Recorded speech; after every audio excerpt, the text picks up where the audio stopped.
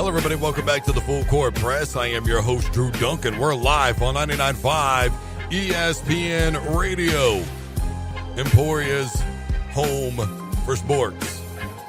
Facebook, Twitter, and Instagram is all at Drew Duncan 83. You can always call in at 620-343-6143. That's 620-343-6143. We just got done talking about Nico Hernandez winning the first ever world title fight that was held right here in the state of Kansas. I mean, do you understand the magnitude of that? Nico is now an Olympic medalist, an IBA champion, and a world champion. Dude's not even 25 years old yet, and he's 5-0 in his pro career. We're going to see what happens. But I will say this. Being that I am not just from Wichita, but from Kansas, it's good to see people from Kansas still continuing to make moves and do good things. Barry Sanders, David Rickles, a long list of others from this state, and Nico Hernandez is beginning to assert himself into those same categories. So I'm excited for what the future holds for him. We talked about whether or not Scott Frost is the right coach for Nebraska right now. We got NBA playoffs to talk about. Boy, I tell you what, this Warriors-Rockets series, I don't know that there's really an accurate depiction for it. You know, my job as a sports broadcaster, sports journalist, is to watch, evaluate, assimilate what I see to an audience, critique, and explain. I don't know that there's a way that I can explain what I'm watching right now with Golden State and Houston. Number one, let me just go on the record, and I'm going to do this whether, whatever. It's amazing to me that Carmelo Anthony had CP3 at one point. Matter of fact, Carmelo Anthony had CP3 and J.R. Smith at one point. And isn't it funny how when people talk about Melo, well, he had this guy and he had that guy, but yet he goes over CP3 to the Clippers. And my evaluation of him, which is suddenly everybody agrees with it, is he has the tendency to kind of give up in the playoffs. That's always been my evaluation of Chris Paul. Yet for whatever reason, now everybody's beginning to jump on that bandwagon. But when Carmelo had him, it was, well, he had CP3. You start thinking about the Cleveland Cavaliers having J.R. Smith. Oh, J.R. Smith's a bum, and LeBron's getting no help from his other guys, and blah, blah, blah, blah, blah, and he's doing it all on his own. Come on, Melo. You had J.R. Smith. What's your problem? Okay, so let's just get that out of the way first. And the point of that is I'm really, it's not even just about Carmelo Anthony. It's really about everybody needing everything to mean what they need it to mean when they need it to mean it. And you take a guy like Charles Barkley, who gets dogged out by people because Golden State blows out Houston in game 1. Houston comes back and blows them out in game 2. And everybody says, oh, well, guess what now? You don't know what you're talking about. And, and even Charles Barkley starts kind of backing off a little bit. Golden State goes back home and annihilates the Houston Rockets. By the way, they outscored them 38-18 in the fourth quarter last night and won the game by 41 points. It was never even close. At no point was this game close. The Warriors had a dominant third quarter. They went on a 17-0 run, and that was all she wrote. It was over midway through the third quarter.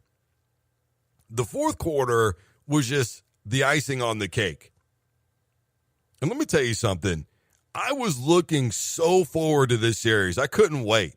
And the first night that I was back home in town and we were watching the game and we were all really excited about it. It was me, my best friend, my cousin who I hadn't seen in a very long time, and we were all just hanging out.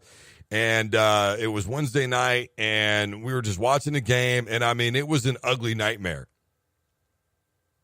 As the game went along anyways. I mean, Houston eventually pulled away in what started out as a pretty good game. And then as, the course of the game began to change, then, we saw Houston begin to take control.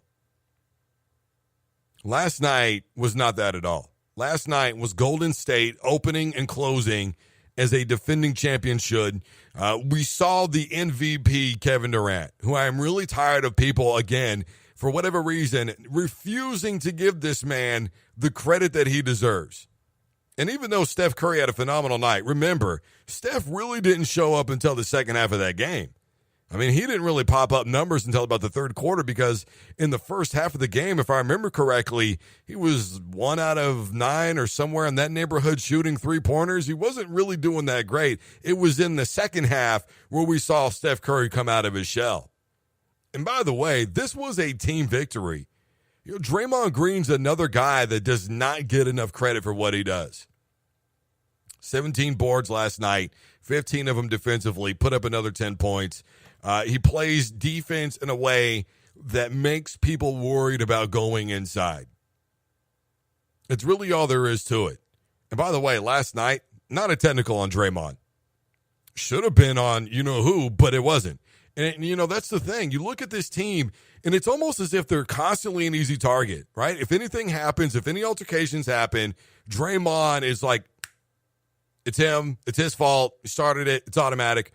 Technical foul. Which, by the way, if I remember correctly, he won't be playing next game either because he's up to 3 techs now. When Kevin Durant goes off and has a great game, it's, all these guys are around him and, he gets to play this immaculate game of basketball and he's so good and, he left Oklahoma City and da-da-da-da-da. He's good, but he can never carry a team on his own. Meanwhile, Steph Curry's gone for how long? And Kevin Durant easily leads this team to where they are now. Not even a question. I mean, it's not that Steph Curry needed to come back because Kevin Durant was playing great. And by the way, when Steph very first came back, wasn't doing all that great. Kevin Durant's putting up numbers when they lose. And yet for some reason, when it's him versus the LeBron James conversation, people don't go, Kevin Durant, doesn't have enough help around him. But they'll say it with LeBron James and give him a pass. Kevin Durant can't do it when he racks up 38 in a night. People go, no, but see, that's not the deal. You got it all wrong. Do we? This team is an easy target, and yet all they do is win games. Do you know why they're such a good team? Because they're just that. They're a team. Klay Thompson could probably go anywhere that he wanted to and be a pretty good basketball player. Maybe the best on his team, maybe second best on his team, and he would light up scoreboards. But he prefers playing the team game. Kevin Durant would have got a title with the Oklahoma City Thunder. But as we've read before, he didn't like the idea of where this team was going. He got tired of the hero ball mentality, the not pass it mentality, everybody just kind of in it for themselves, management not wanting to do anything. He got tired of all that stuff. Had he had stayed and had some more say-so, maybe. You think about Steph Curry. I mean, look at some of the plays that he made last night. Steph Curry's not the best basketball player that I've ever seen in the world. And when he has a bad game, he is once again an easy target. He had a horrendous first half, came out second half, played tremendous basketball, and now everybody rides him and talks about how great he is. It's the one team in the NBA that literally everybody claims is so star-studded, yet when they lose or have a bad game, it's, the problem is, no, there's no nothing here. When are we going to acknowledge exactly what Golden State is? And that is a team. They're a team. And when they win as a team, they win as a team. And when they lose as a team, they lose as a team. And it's the same with anybody else in basketball. You know why they stopped a mud hole in Houston last night? Because they played as a team. They had great production off the bench. All their starters came together, put in, minutes, and they were solid from the get-go, and they never left this game in doubt. And obviously, one of the things about this particular series, obviously along coinciding with the Cleveland series, is that it's been absolutely boring. Look, despite all the controversy and the ins and outs and all these things that have happened with Draymond Green and the technicals and the crowd erupting and all those kinds of things. And, the games themselves have been boring's just not a strong enough word. Nightmarish, one-sided, lopsided. Somebody looks like they got mauled by a tiger when it was over. I mean, come on, man. Harden got crossed over last night real bad. Everybody talks about this defense, and if I remember correctly, it wasn't it Livingston that crossed this dude over?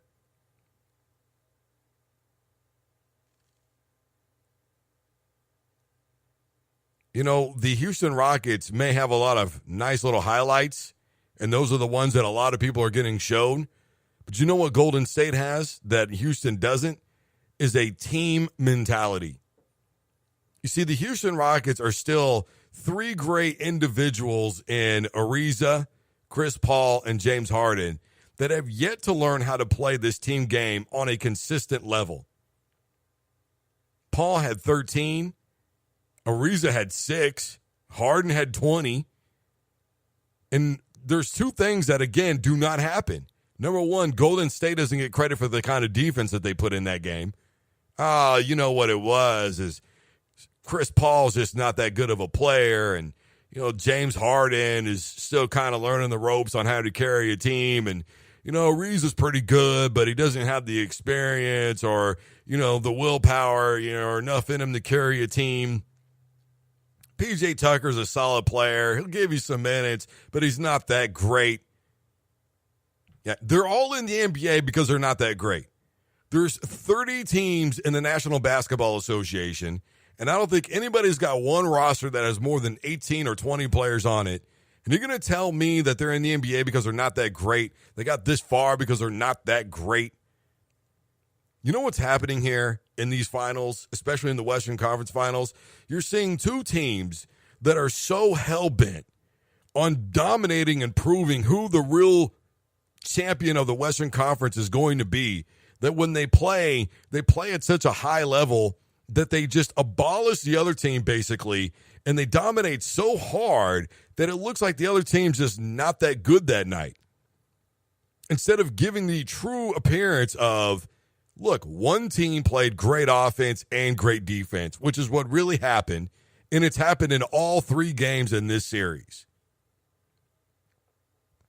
Last night, you saw the Golden State Warriors dominate the Houston Rockets offensively, defensively. They did it on rebounds. They had so many second chance opportunities in that game, and they took advantage of all of them. And then, of course, on turnovers, I think at one point in that game, they had 20 turnovers and 20 points that they had forced, and they had 20 points off of those turnovers. That's huge.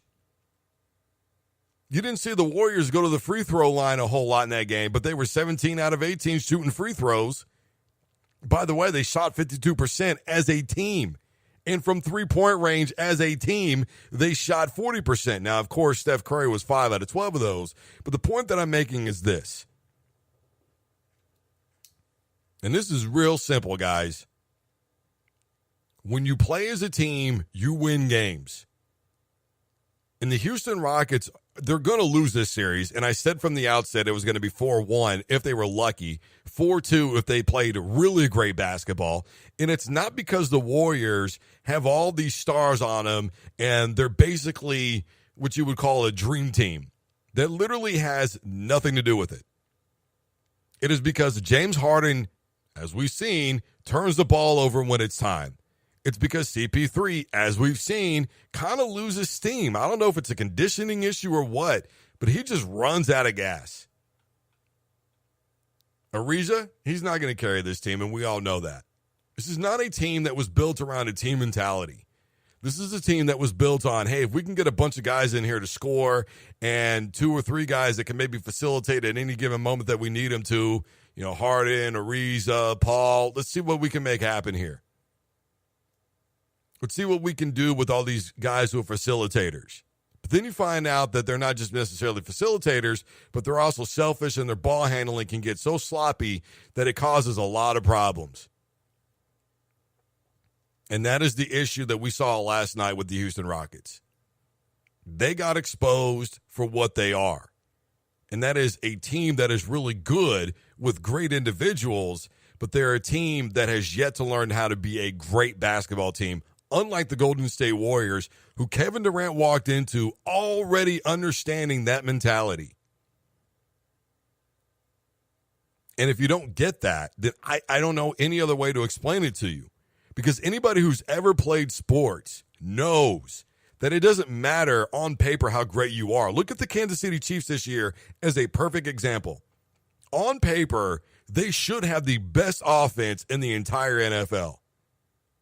Watkins, Hill,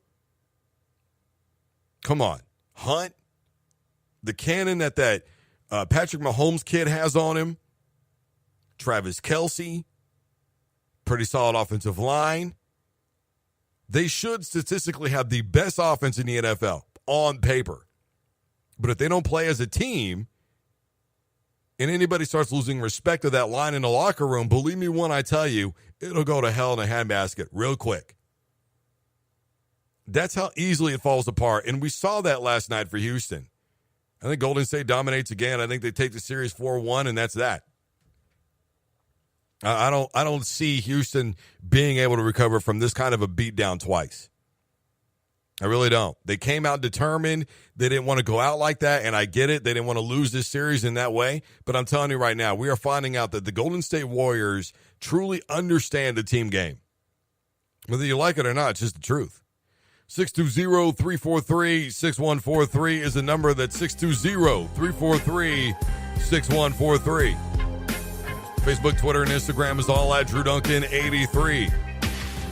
You can also find 99.5 ESPN on Facebook, Twitter, and Instagram. That's at 99.5 ESPN. Don't forget, later on this week, we're going to have the sports information director, Don Weist, who has set up a lot of the interviews that you've heard me had on this program, namely Bob Fernelli and a host of others out of Emporia State. He's been the communication guy to go through for all those. So we're going to have him on the program this week talking all things ESU. This is the Full Court Press. I am your host, Drew Duncan, live on 99.5 ESPN Radio, Emporia's home for sports.